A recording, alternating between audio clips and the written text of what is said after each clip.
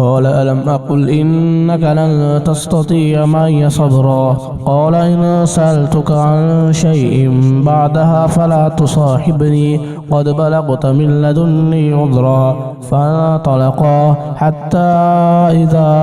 أتيا أهل قرية استطعما أهلها فأبوا أن يضيفوهما فوجدا فيها جدارا يريد أن ينقض فقام قال لو شئت لاتخذت عليه أجرا قال هذا فراق بيني وبينك سأنبئك بتأويل ما لم تستطع عليه صبرا أما السفينة فكانت لمساكين يعملون في البحر فأردت أن أعيبها وكان وراءهم ملك يأخذ كل سفينة غصبا وأما الغلام فكان أبواه مؤمنين فخشينا أن يرهقهما طغيانا وكفرا فأردنا أن يبدلهما ربهما خيرا منه زكاة وأقرب رحما وأما الجدار فكان لغلامين يتيمين في المدينة وكان تحته كنز لهما وكان أبوهما صالحا فأراد ربك أن يبلغا أشدهما ويستخرجا كنزهما رحمة من ربك وما فعلته عن أمري ذلك تأويل ما لم تستطع عليه صبرا ويسألونك عن ذي القرنين قل سأتلو عليكم منه ذكرا إنا مكنا له في الأرض وآتيناه من كل شيء سببا فأتبع سببا حتى إذا بلغ مغرب الشمس وجدها تغرب في عين حامية ووجد عندها قوما قلنا يا ذا القرنين إما أن تعذب وإما أن تتخذ فيهم حسنا قال أما من ظلم فسوف نعذبه ثم يرد إلى ربه فيعذبه عذابا نكرا وأما من آمن وعمل صالحا فله جزاء الحسنى وسنقول له من أمرنا يسرا ثم أتبع سببا حتى إذا بلغ مطلع الشمس وجدها تطلع على قوم لم نجعل له من دونها سترا كذلك وقد أحطنا بما لديه خبرا ثم أتبع سببا حتى إذا بلغ بين السدين وجد من دونهما قوما لا يكادون يفقهون قولا قالوا يا ذا القرنين إن يأجوج ومأجوج مفسدون في الأرض فهل نجعل لك خرجا على أن تجعل بيننا وبينهم سدا قال ما مكني فيه ربي خير فاعينوني بقوة أجعل بينكم وبينهم ردما آتوني زبر الحديد حتى إذا ساوى بين الصدفين قال انفخوا حتى إذا جعله نارا قال آتوني أفرغ عليه قطرا فما استطاعوا أن يظهروه وما استطاعوا له نقبا قال هذا رحمة من ربي فإذا جاء بعد ربي جعله دكاء وكان بعد ربي حقا وتركنا بعضهم يومئذ يموج في بعض ونفخ في الصور فجمعناهم جمعا وعرضنا جهنم يومئذ للكافرين عرضا الذين كانت أعينهم في غطاء عن ذكري وكانوا لا يستطيعون سمعا أفحسب الذين كفروا أن يتخذوا عبادي من دوني أولياء إنا أعتدنا جهنم للكافرين نزلا قل هل ننبئكم بالأخسرين أعمالا الذين ضل سعيهم في الحياة الدنيا وهم يحسبون أنهم يحسنون صنعا أولئك الذين كفروا بآيات ربهم ولقائه فحبطت أعمالهم فلا نقيم لهم يوم القيامة وزنا ذلك جزاؤهم جهنم بما كفروا واتخذوا آياتي ورسلي هزوا إن الذين آمنوا وعملوا الصالحات كانت لهم جنات الفردوس نزلا خالدين فيها لا يبغون عنها حولا قل لو كان البحر بدادا لكلمات ربي لنفد البحر قبل أن تنفد كلمات ربي ولو جئنا بمثله مددا قل إنما أنا بشر مثلكم يوحى إلي أنما إلهكم إله واحد فمن كان يرجو لقاء ربه فليعمل عملا صالحا ولا يشرك بعبادة ربه أحدا. بسم الله الرحمن الرحيم كافها يا عين صاد ذكر رحمة ربك عبده زكريا إذ نادى ربه نداء خفيا قال رب إني وهن العظم مني واشتعل الرأس شيبا ولم أكن بدعائك رب شقيا وإني خفت الموالي من ورائي وكانت امرأتي عاقرا فهب لي من لدنك وليا يرثني ويرث من آل يعقوب واجعله رب رضيا يا زكريا إنا نبشرك بغلام اسمه يحيى لم نجعل له من قبل سميا قال رب أنى يكون لي غلام وكانت امرأتي عاقرا وقد بلغت من الكبر عتيا قال كذلك قال ربك هو علي هين وقد خلقتك من قبل ولم تك شيئا قال رب اجعل لي آية قال آيتك ألا تكلم الناس 3 ليال سويا فخرج على قومه من المحراب فأوحى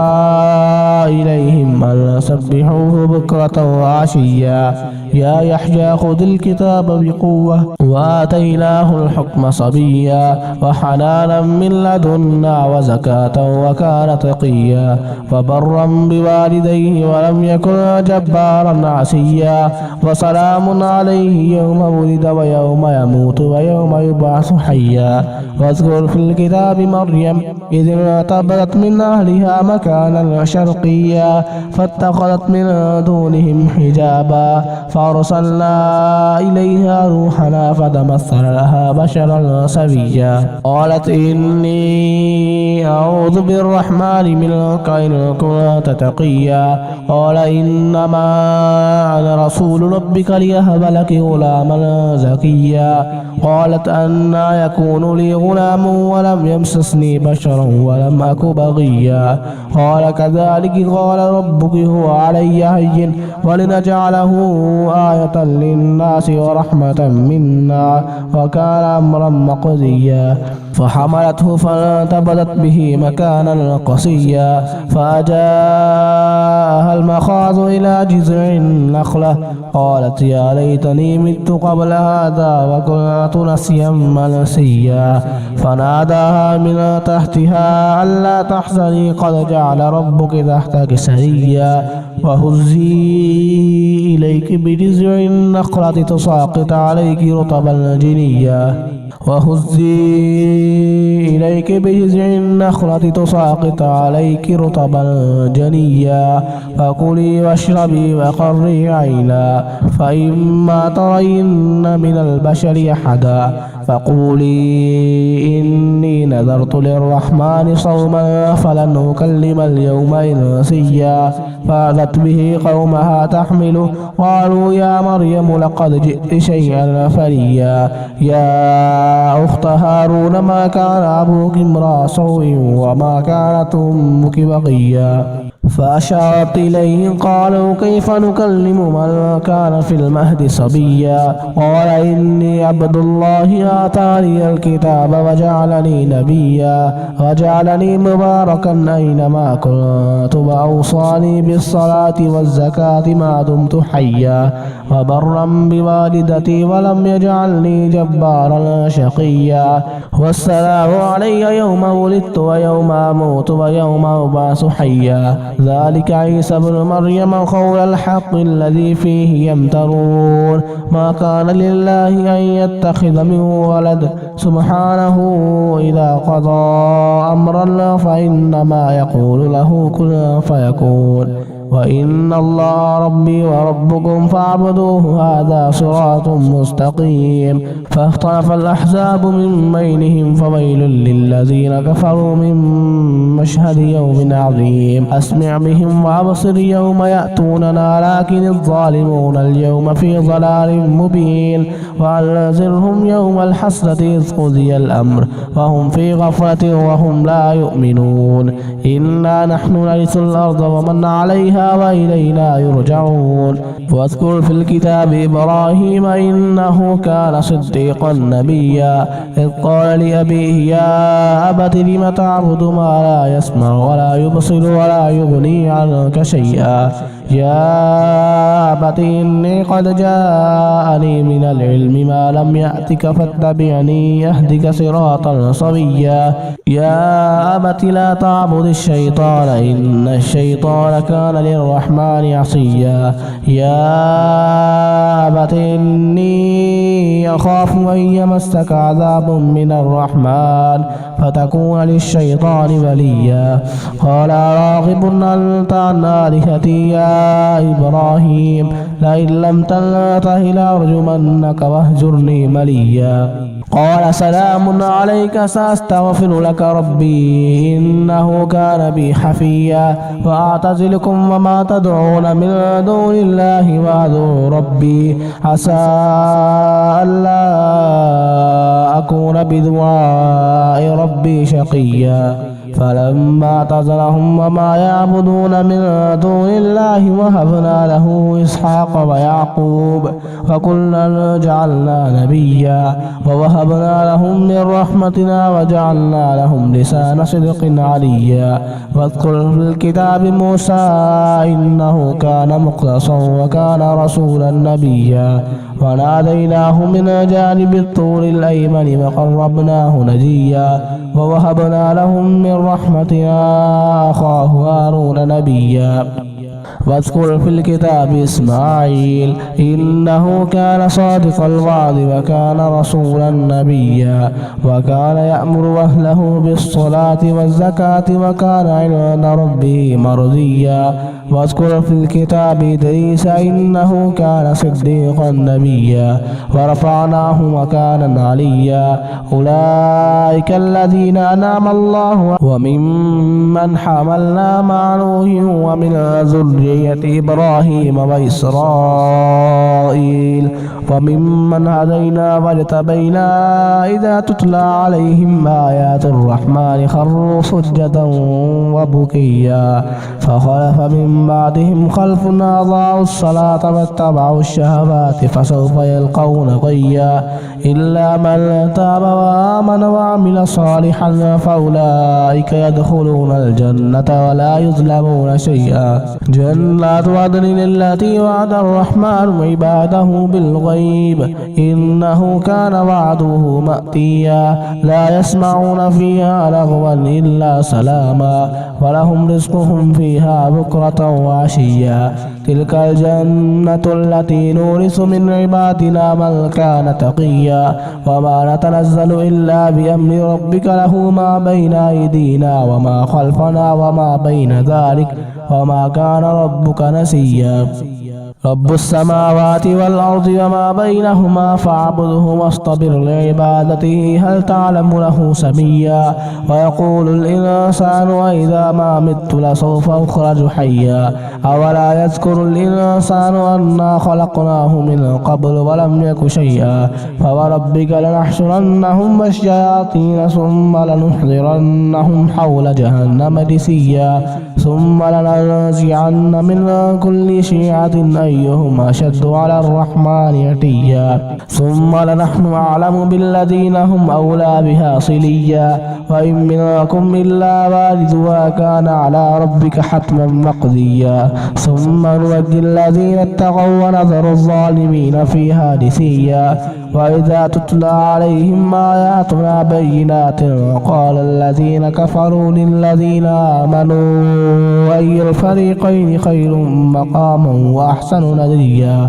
وكما أهلكنا قبلهم من قرن هم أحسن أساسا ورئيا قل من كان في الضلالة فليمدد له الرحمن مدا حتى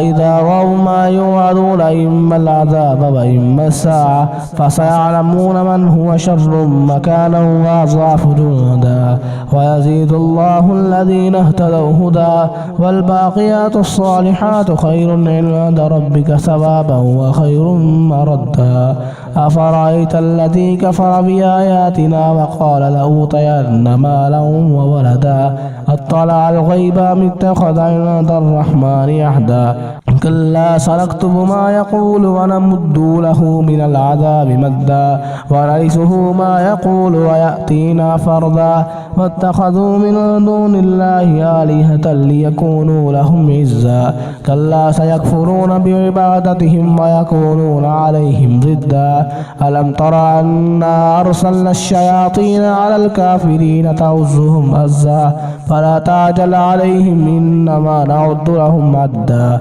يوم نحشر المتقين إلى الرحمن وفدا ونسوق المجرمين إلى جهنم وردا لا يملكون الشفاعة إلا من اتخذ عند الرحمن عهدا وقالوا اتخذ الرحمن ولدا لقد جئتم شيئا إدا تكاد السماوات يتفطرن منه وتنشق الأرض وتخر الجبال هدا أن دعوا للرحمن ولدا وما ينبغي للرحمن أن يتخذ ولدا إن كل من في السماوات والأرض إلا آتي الرحمن عبدا لقد أحصاهم كلهم آتيه يوم القيامة الذين آمنوا وعملوا الصالحات سيجعل لهم الرحمن ودا فإنما يسرناه بلسانك لتبشر به المتقين وتنذر به قوما لدا وكم أهلكنا قبلهم من قرن هل تحس منهم من أحد أو تسمع لهم ركزا بسم الله الرحمن الرحيم طه ما أنزلنا عليك القرآن لتشقى إلا تذكرة لمن يخشى تنزيلا ممن خلق الأرض والسماوات العلى الرحمن على العرش استوى له ما في السماوات وما في الأرض وما بينهما وما تحت الثرى وإن تجهر بالقول فإنه يعلم السر وأخفى الله لا إله إلا هو له الأسماء الحسنى وهل أتاك حديث موسى إذ رأى نارا فقال لأهلهم كثوا إني آنست نارا لعلي آتيكم منها بقبس أو أجد على النار هدى فلما أتاها نودي يا موسى إني أنا ربك فاخلعنا عليك إنك بالوادي المقدس طوى وأنا اخترتك فاستمع لما يوحى إنني أنا الله لا إله إلا أنا فاعبدني وأقم الصلاة لذكري إن الساعة آتية أكاد أخفيها لتجزى كل نفس بما تسعى فلا يصدنك عنها من لا يؤمن بها واتبع هواه فتردى وما تلك بيمينك يا موسى قال هي عصاي أتوكأ عليها وأهش بها على غنمي ولي فيها مآرب أخرى قال ألقها يا موسى فألقاها فإذا هي حية تسعى قال خذها ولا تخف سنعيدها سيرتها الأولى واضمم يدك إلى جناحك تخرج بيضاء من غير سوء آية أخرى لنريك من آياتنا الكبرى اذهب إلى فرعون إنه طغى قال رب رب اشرح لي صدري ويسر لي أمري واحلل عقدة من لساني يفقه قولي واجعل لي وزيرا من أهلي هارون أخي اشدد به أزري وأشركه في أمري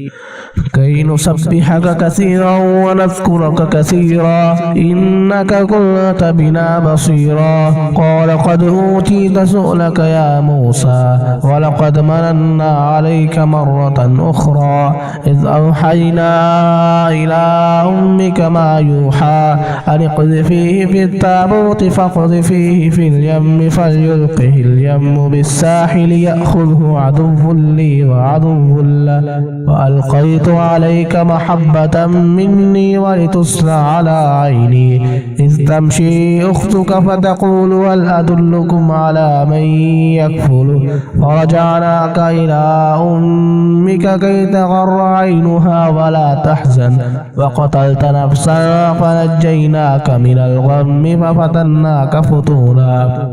فلبثت سنين في أهل مدين ثم جئت على قدري يا موسى واصطنعتك لنفسي اذهب أنت وأخوك بآياتي ولا تنيا في ذكري اذهبا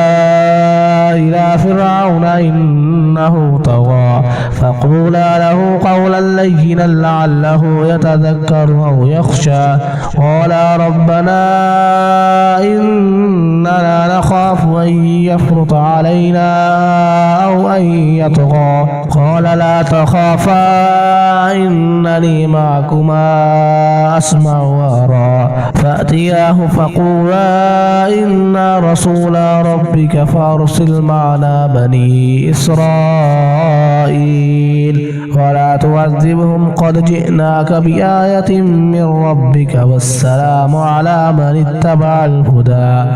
إنا قد أوحي إلينا أن العذاب على من كذب وتولى قال فمن ربكما يا موسى قال ربنا الذي أعطى كل شيء خلقه ثم هدى قال فما بال القرون الأولى قال علمها عند ربي في كتاب لا يضل ربي ولا ينسى الذي جعل لكم الأرض مهدا وسلك لكم فيها سبلا وأنزل من السماء ماء فأخرجنا به أزواجا من نبات شتى كلوا ورعوا أنعامكم إن في ذلك لآية لأولي النهى منها خلقناكم وفيها نعيدكم ومنها نخرجكم تارة أخرى ولقد أريناه آياتنا كلها فكذب وأبى قال أجئتنا لتخرجنا من أرضنا بسحرك يا موسى فلنأتينك بسحر مثله فاجعل بيننا وبينك موعدا لا نخلفه نحن ولا أنت مكانا سوى قال موعدكم يوم الزينة وأن يحشر الناس ضحى فتولى فرعون فجمع كيده ثم أتى قال لهم موسى ويلكم لا تفتروا على الله الكذب فيسحتكم بعذاب فقد خاب من افترى فتنازعوا أمرهم بينهم وأسروا النجوى قالوا إن هذان لساحران يريدان أن يخرجاكم من أرضكم بسحرهما ويذهبا بطريقتكم المثلى فأجمعوا كيدكم ثم أتوا صفا وقد أفلح اليوم من استعلى قالوا يا موسى إما أن تلقي وإما أن نكون أول من ألقى قال بل ألقوا فإذا حبالهم وعصيهم يخيل إليه من سحرهم أنها تسعى فأوجس في نفسه خيفة موسى قلنا لا تخف إنك أنت الأعلى وألق ما في يمينك تلقف ما صنعوا إنما صنعوا كيد كيد ساحر ولا يفلح الساحر حيث أتى. فألقي السحرة سجدا قالوا آمنا برب هارون وموسى. قال آمنتم له قبل أن آذن لكم إنه لكبيركم الذي علمكم السحر فلأقطعن أيديكم وأرجلكم من خلاف ولأصلبنكم في جذوع النخل ولتعلمن أينا أشد عذابا وأبقى. قالوا لن نؤثرك على ما جاءنا من البينات والذي فطرنا فخذ ما أنت قاض إنما تقضي هذه الحياة الدنيا إنا آمنا بربنا ليغفر لنا خطايانا وما أكرهتنا عليه من السحر والله خير وأبقى. إنه من يأت ربه مجرما فإن له نار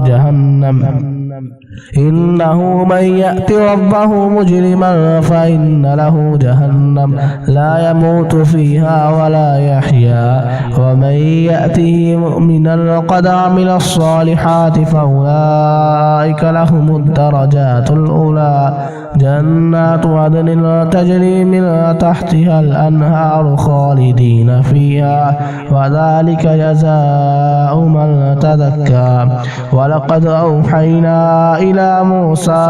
أن أسر بعبادي فاضرب لهم طريقا في البحر يبسا لا تخاف دركا ولا تخشى. فأتبعهم فرعون بجنوده فغشيهم من اليم ما غشيهم وأضل فرعون قومه وما هدى. يا بني إسرائيل قد أنجيناكم من عدوكم ووعدناكم جانب الطور الأيمن ونزلنا عليكم المن والسلوى.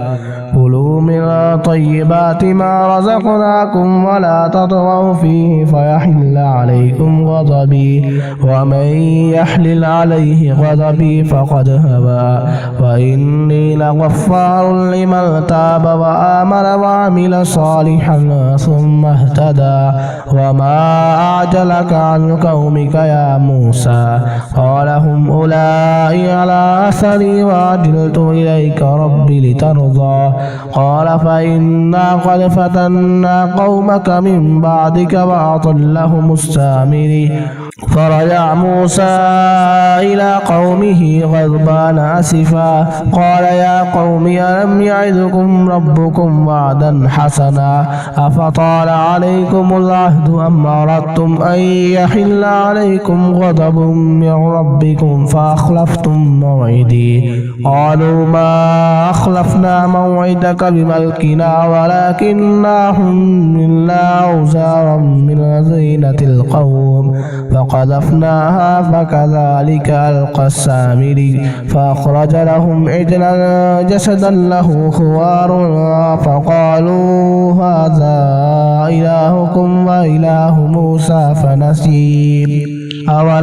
أفلا يرون ألا يرجع إليهم قولا ولا يملك لهم ضرا ولا نفعا. ولقد قال لهم هارون من قبل يا قوم إنما فتنتم به وإن ربكم الرحمن فاتبعوني وأطيعوا أمري. قالوا لن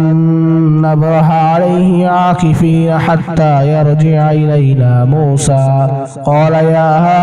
ما منعك إذ رأيتهم ضلوا ألا تتبعن أفعصيت أمري. قال يا ابن أم لا تأخذ بلحيتي ولا برأسي إني خشيت أن تقول فرقت بين بني إسرائيل ولم ترقب قولي. قال فما خطبك يا سامري؟ قال بصرت بما لم يبصروا به فقبضت قبضة قال بصرت بما لم يبصروا به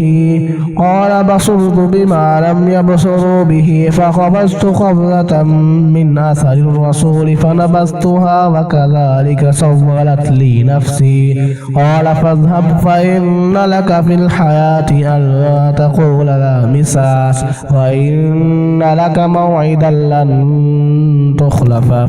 وانظر إلى إلهك الذي ظلت عليه عاكفا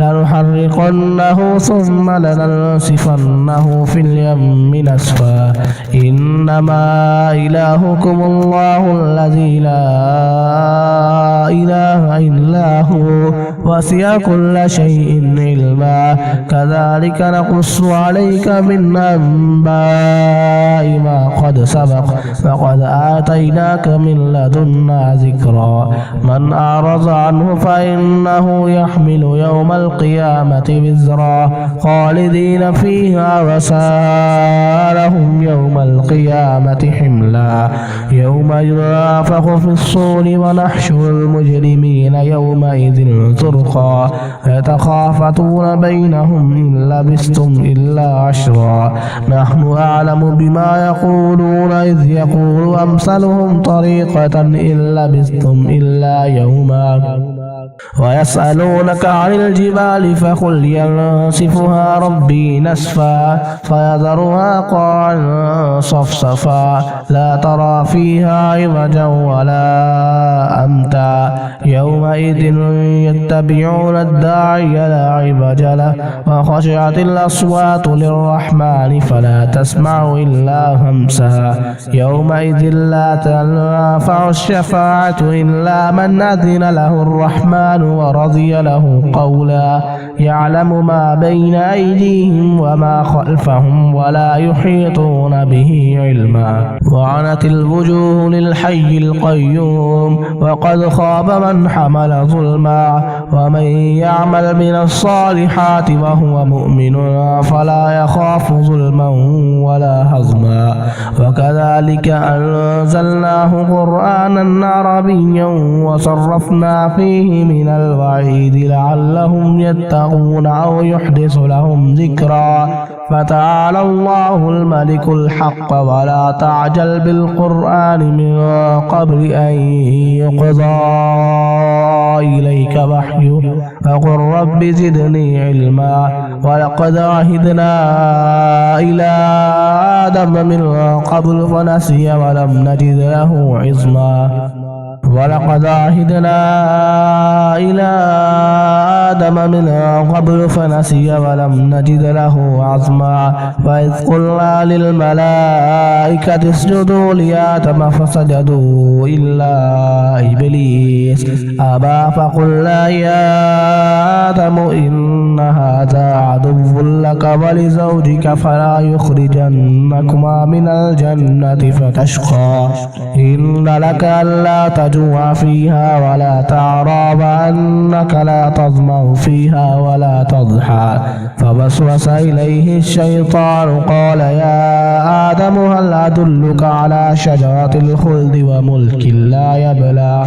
فأكلا منها فبدت لهما سوآتهما وطفقا يخصفان عليهما من ورق الجنة وعصى آدم ربه فغوى ثم اجتباه ربه فتاب عليه وهدى قال اهبطا منها جميعا بعضكم لبعض عدو فإما يأتينكم مني هدى فمن تبع هداي فلا يضل ولا يشقى ومن أعرض عن ذكري فإن له معيشة ضنكا ونحشره يوم القيامة أعمى قال رب لم حشرتني أعمى وقد كنت بصيرا قال كذلك أتتك آياتنا فنسيتها وكذلك اليوم تنسى وكذلك نجزي من أسرف ولم يؤمن بآيات ربه ولعذاب الآخرة أشد وأبقى أفلم يهد لهم كم أهلكنا قبلهم